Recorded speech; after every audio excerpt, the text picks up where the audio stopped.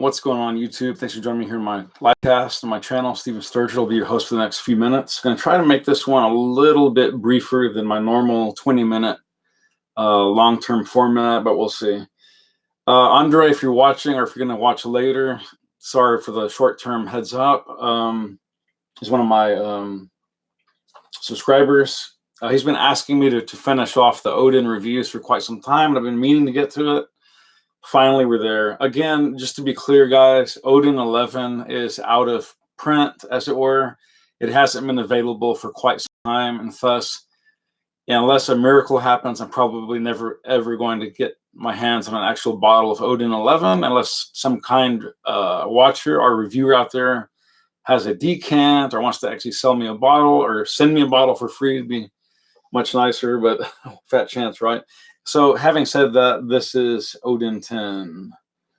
Where's the box? I just had the box out. Where did I put that thing? I literally just had it. I must be the king of losing stuff.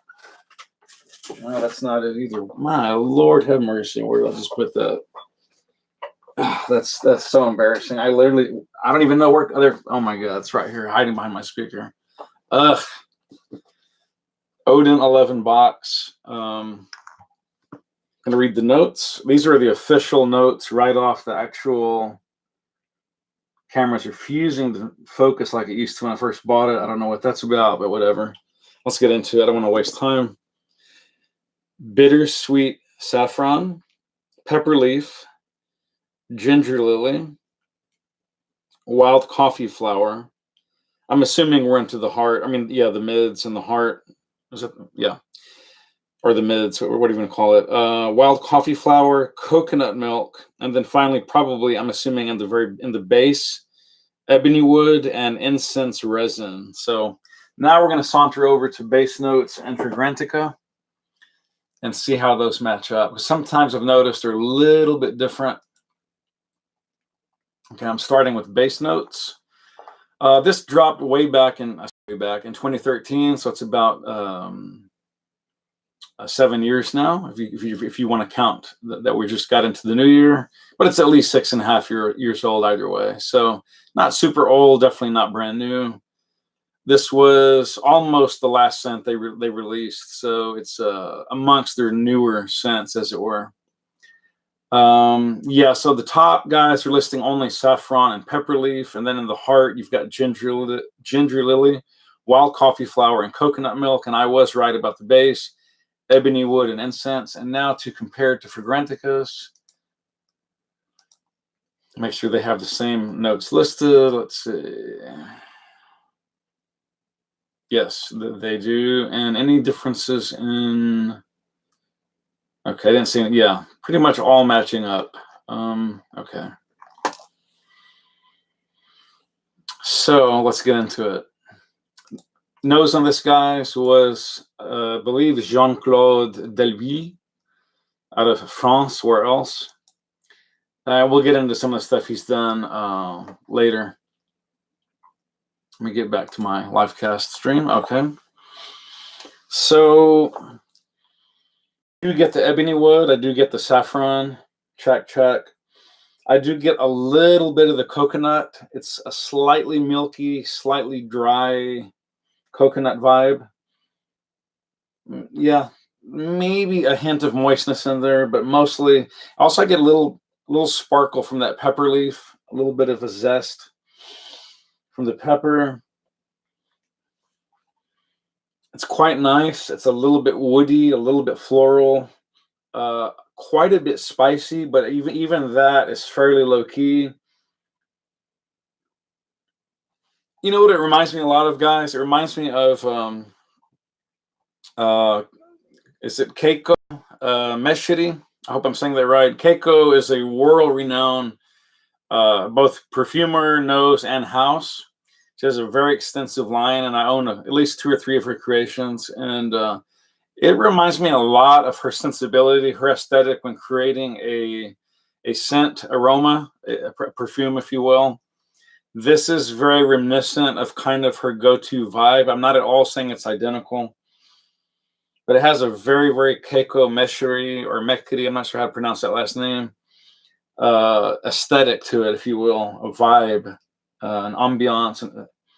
It's highly reminiscent, for example, of Les Azous, and also her Le Velour, her velour vetiver scent. So, which is really, really a lovely, cozy, perfect for fall, perfect for winter type scent. I should be reviewing that down the line if I haven't already gotten to it. Now, as interesting as this concoction may sound on paper, and it's nice and cozy, and it's pleasant enough, and it is nice. There's a certain relaxed elegance to it, but beyond that, I don't find it that sexy. It's definitely not a loud fragrance. It's very, very close to skin.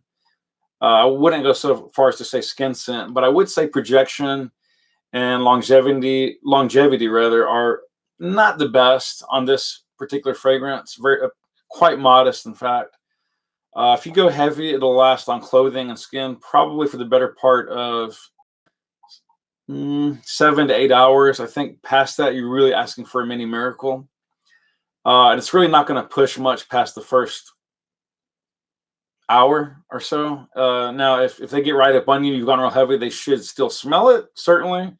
But I don't think it's not one of these just constant, neutron bomb type fragrances. So perfect for office wear, or perfect if you're just someone who's modest. I know that, and I don't mean to be stepping on toes here, what I'm about to say, but I'll say it anyway. In East Asia, and probably Asia in general, but for sure East Asia, far Northeast Asia and East Asia, powerhouse Middle Eastern type scents or powerhouse American type scents are just up in your grill. Even powerhouse French scents are just like up in your grill. Those are really not received too well in the Far East.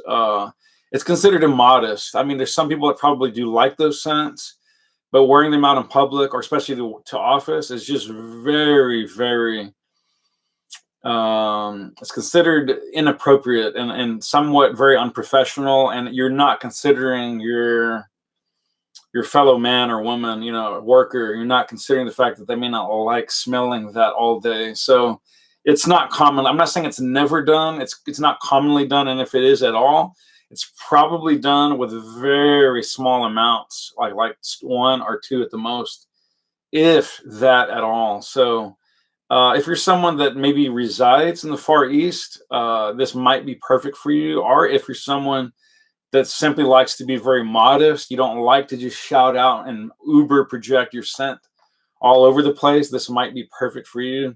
But if you're someone that's expecting like a really strong, robust winter scent or fall vibe that's sexy, sophisticated, and has plenty of projection and longevity, this is probably not going to actually tick off all your check mark boxes. So just keep that in mind. It's a nice scent. It's a cozy scent. It is somewhat sophisticated, but it is fairly subtle and very modest. So not for everyone. And it doesn't exactly blow my socks off. So it's definitely not any kind of home run, but it's an interesting scent. And I'll just leave it at that. Before I close, let's look at Mr. Delville's, some of his other concoctions. Give you a little hint if you want to check some of that stuff out.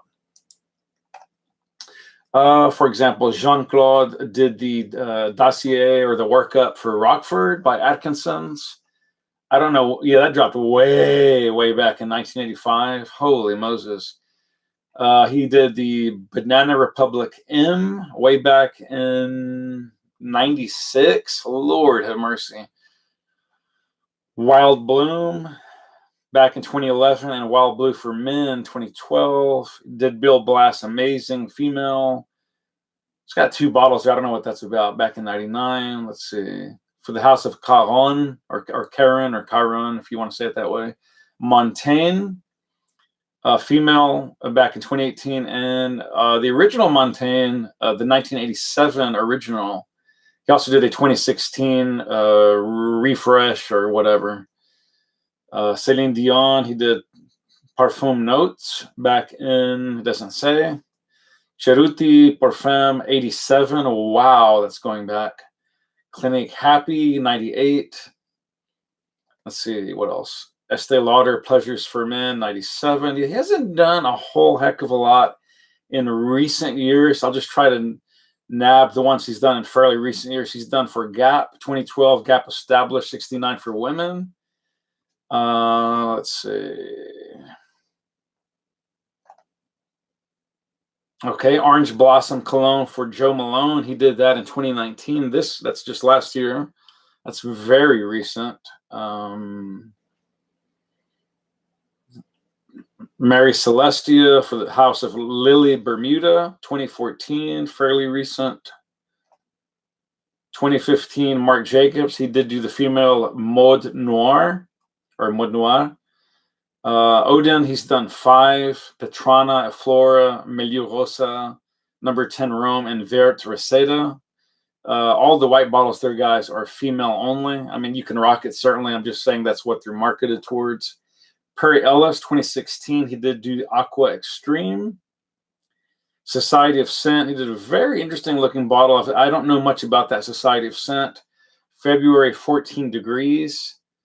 Unisex, sounds very interesting. I'll look at that in a second.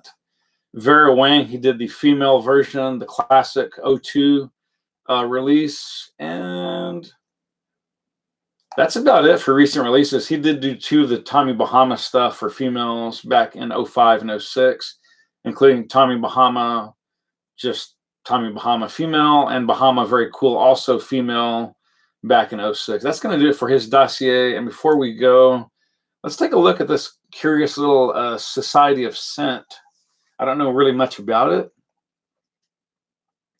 Says metaphoric journey of love, opening with the striking beauty of 1,000 Dharmasena roses and the seductive sweetness of raspberry liquor, slowly shifting timelessly to emotional bonds revealed by precious woods, and at long last incense as a symbol of spiritual human concoctions.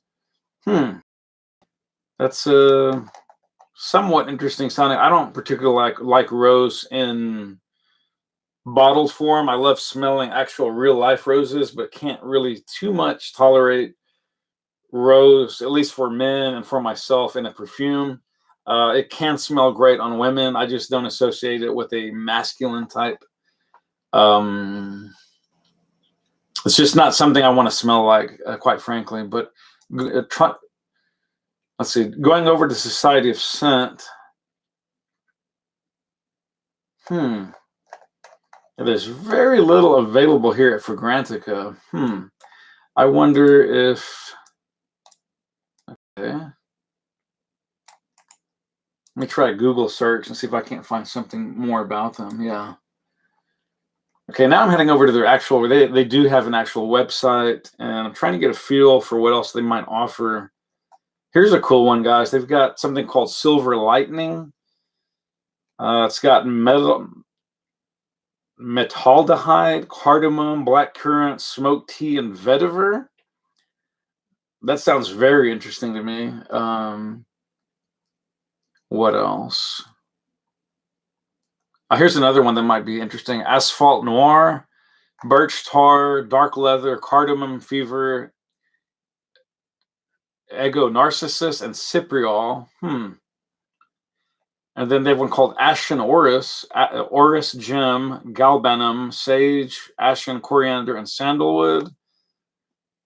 So some pretty sexy sounding stuff. Head on over there and check that out. They have maybe one other I didn't name because I'm not too thrilled with the note breakdown, but I'll list it anyways. It's called Callalicious, Calla Lilies, Vanillicious, Lush Pear, Absolute Jasmine, and Skin Musk. That sounds way, way more targeted, obviously, towards a woman.